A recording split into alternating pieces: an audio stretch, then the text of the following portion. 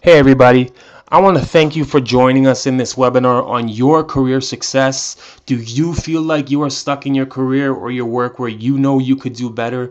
You want something better? You know there's something better for you out there. You know you could grow better. You deserve something better as a career or a job. Well, trust me, you're definitely not alone, and there definitely is something better for you out there, and we can help you get it.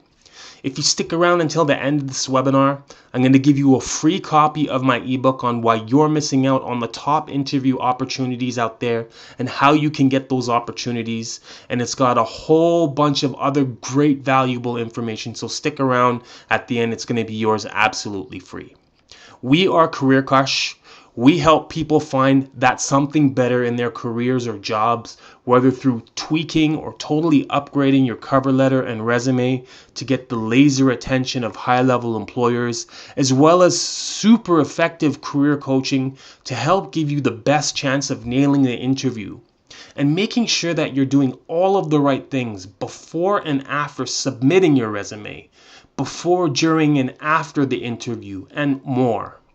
Do you feel like you need just that extra little guidance or push to making that extra 5,000, 10,000, 15,000, or 20,000 every year? So to begin, we're going to talk about your resume, and it really is astonishing to me how many people there are out there today who truly do not place the right amount of planning, attention, work, or detail into their resumes. See, the thing is, almost 80% of jobs are lost because of the resume alone. And employers usually take, just a couple of seconds to analyze a resume and decide if they're going to keep reading or not. And I'm also going to share something else with you. Many companies are now using software to eliminate resumes from applicants based on keywords that they're specifically looking for. So if your resume does not contain those specific keywords related to that job, then the machine is just going to spit your resume out into the no pile. So that's why it's really important to formulate your resume in a strategic manner, and it's extremely important what words you're putting on there, what orders you're putting in there, as well as the nuances and so much more. One of the other biggest challenges, which I totally get, is that when you're working on preparing an application package for a job or a career, you're there by yourself, you're isolated, you're in front of your computer or whatnot. Yet, what we have to consider is that there are dozens and sometimes hundreds of other people competing for that exact same job or career. And it kind of seems daunting when we put it like this. Yet don't despair, because the reality is that you have the ability to make yourself stand out and look like a superstar compared to the rest of the pack. You do have what it takes. Yes, you do. And don't doubt yourself for a minute. The question is, do you know how to put it all together so that the employer is absolutely wowed? And we at Career Crush can help with this and so much more. So now we're going to move on to your cover letter. And the first misconception many people have is that a cover letter is indeed a letter. It's a formal letter. It's not a platform where you introduce yourself, and it has to be formulated and structured exactly like a proper letter. Now, the cover letter contains all of the required information about you and the company, and it should really scream out on how you are the right fit for the opportunity, not just the opportunity or the job, but the actual company itself. And I can't stress how important this is. Unlike what many people think, the cover letter is not about, me, and the opportunity to showcase me.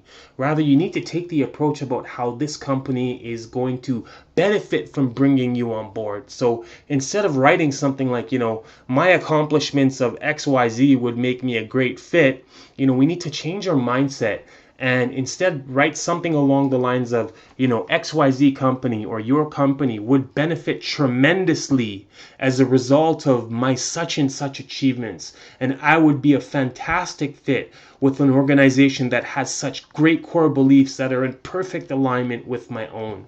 So you see how the first one is it's more tailored around the individual, about me, whereas the second one, it's more about the company and how I can benefit the company. If they bring me on board, I'm going to benefit them and I'm going to be a great fit. And these are a couple just quick examples, and we'll work with you to come up with something that is sure to knock the socks off employers.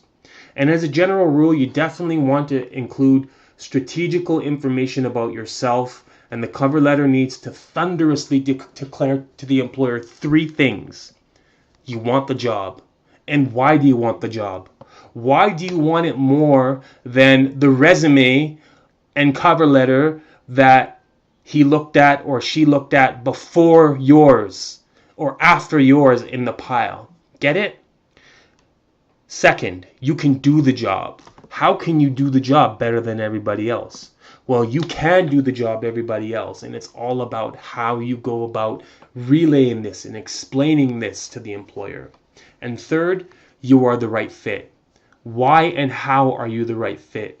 What do you know about the company that is unique, and how does this resonate with you? What about the core values and the mission and the vision? And how does this resonate with you?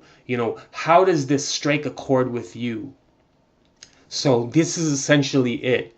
Do you want the job? Can you do the job? Are you the right fit?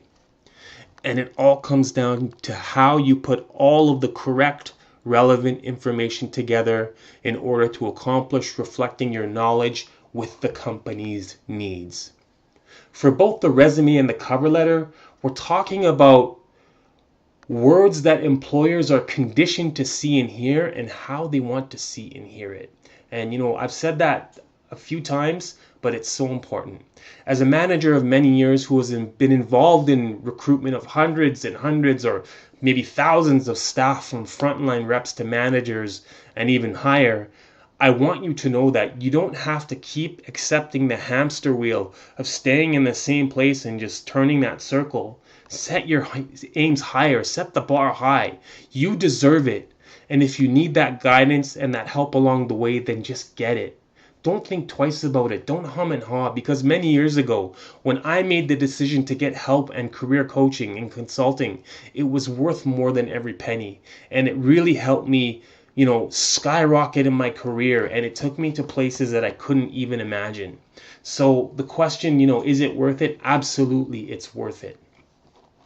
And for those who are stuck between jobs, like for the fifth time, I will address this notion about how can someone spend money on finding a job when they don't have a job. So you agree that when we don't have a job, then our spending is limited to our needs only. We don't spend money on wants or luxuries because we just don't have the income or the funds to do so. So what are our primary needs? Food, housing, clothing. And clothing may be debatable because maybe we have enough clothes to be able to get by.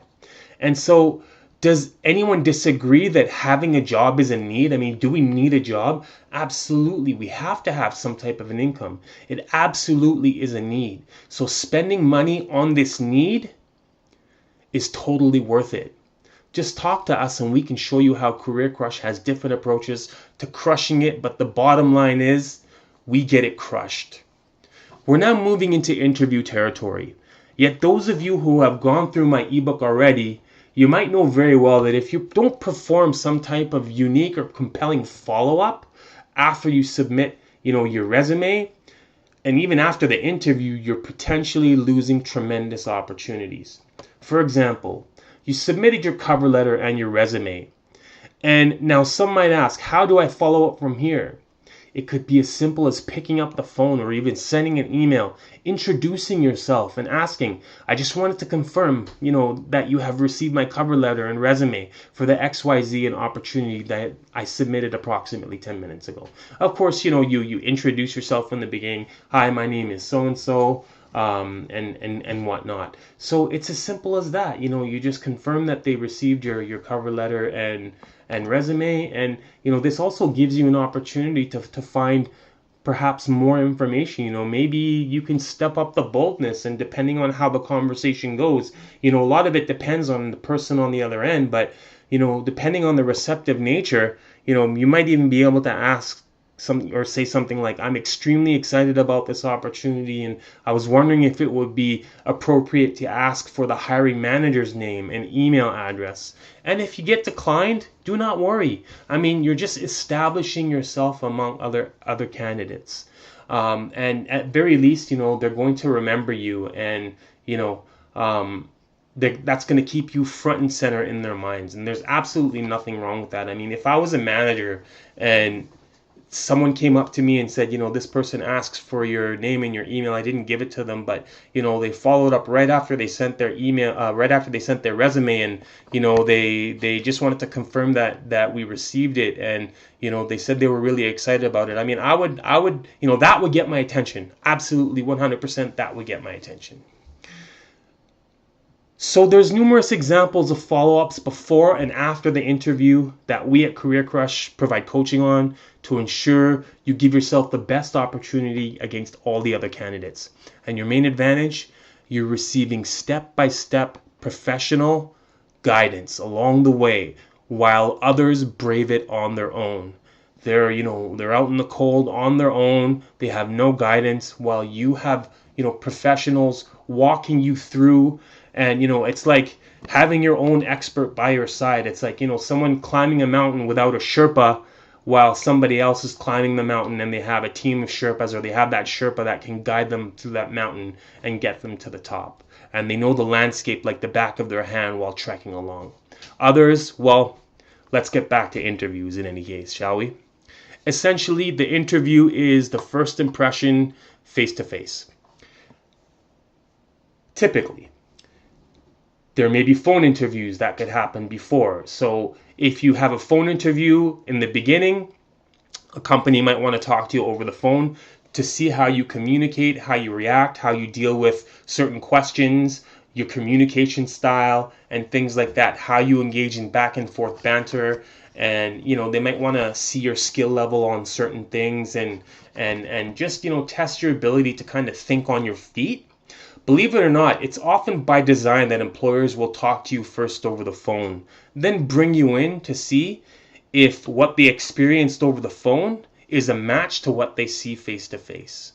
See, the thing is that, let's face it, when you're on a phone interview, you can secretly kind of Google things and look things up, and you can have preset notes here and there, and, you can kind of pre-prep yourself a little bit for the phone interview. But when you go into a face-to-face interview, your opportunity to do that is pretty much out the window. And typically within 90 seconds of an interview, a face-to-face interview, employers are going to have an idea if the candidate is going to move forward. And how is this possible? It's often subconscious, and especially, if we're nervous, perhaps we don't make eye contact, perhaps, our handshake felt like a limp piece of dough. Our posture was, off.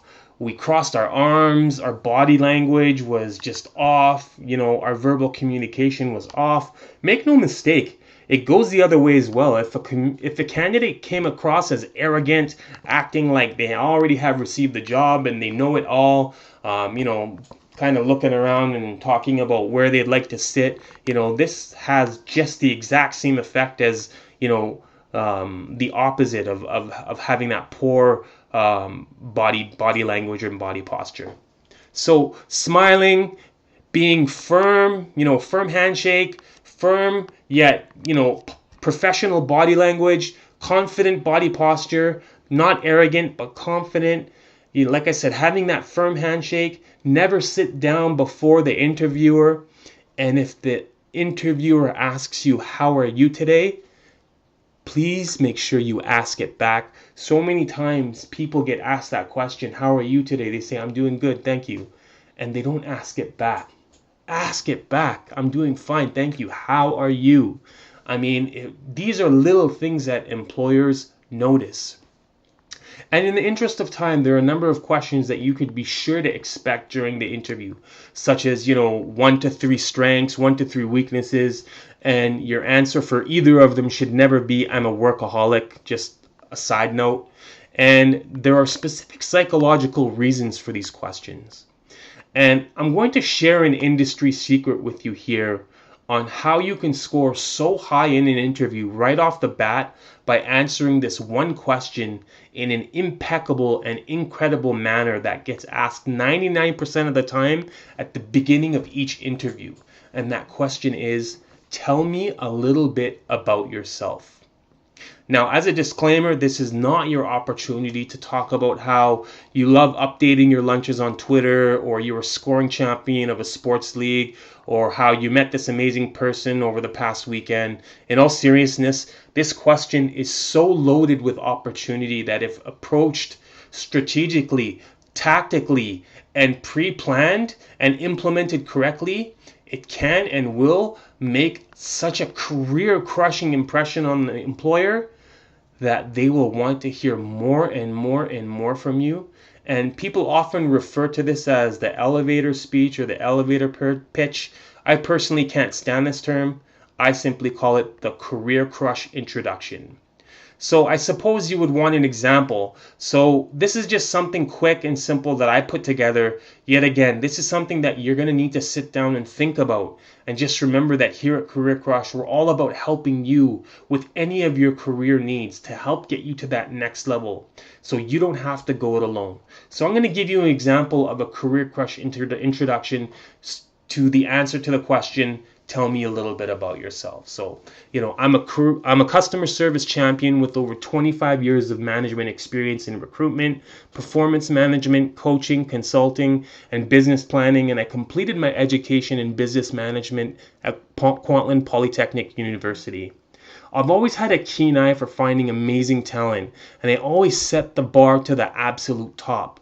This has allowed me to break performance records and lead all managers nationally, as you see in my career recognition pages.